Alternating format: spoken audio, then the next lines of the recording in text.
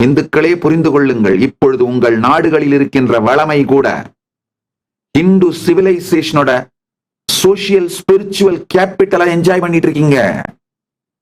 Hindu சிவிலைசேஷனோட social spiritual கேபிட்டல்னா என்ன சொல்ல வரேன்னா, நம்முடைய ஹிந்து சிவிலைசேஷன் நமக்குள்ள கத்து கொடுத்த கருத்துக்கள், அதனால் விளைந்த மாறல், அதனால் விளைந்த சமூக கட்டமைப்பு நாட்டுக்கு பெரும் சுமைகள் இல்லாமல் காக்கின்றன.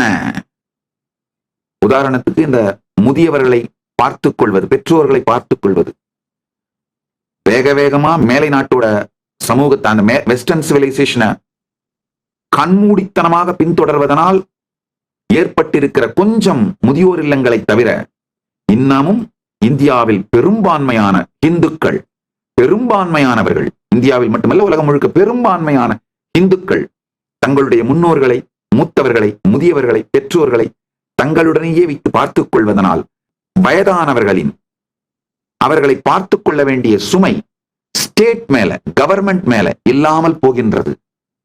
இன்னமும் தங்கள் குழந்தைகளை தங்கள் சம்பாத்தியத்தின் மூலம் படிக்க வைக்கின்ற ஒரே சிவிலைசேஷன் இந்து சிவிலைசேஷன் தான்.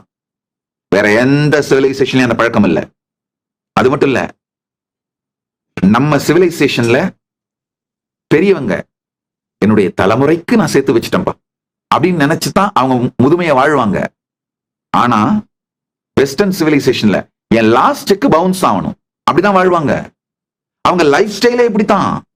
நம்ம முன்னோர்கள் பாத்தீங்கன்னா, நம்ம பெரியவங்க பல கோடி சொத்து வீடு இருக்கும், ஆனா இன்னமும் டூ வீலர்ல போயிட்டு இருப்பாங்க, இல்ல வாடகைக்கு டாக்ஸி எடுத்துட்டு போவாங்க, சொந்த கார் கூட வச்சுக்க மாட்டாங்க. இதெல்லாம் நம்ம சிவிலைசேஷனோட சோசியல், கல்ச்சுரல், ஸ்பிரிச்சுவல் கேபிட்டல். இந்த மாதிரி பல விஷயங்கள், என்னால் ஆயிரக்கணக்கான விஷயங்களை அடுக்க முடியும்.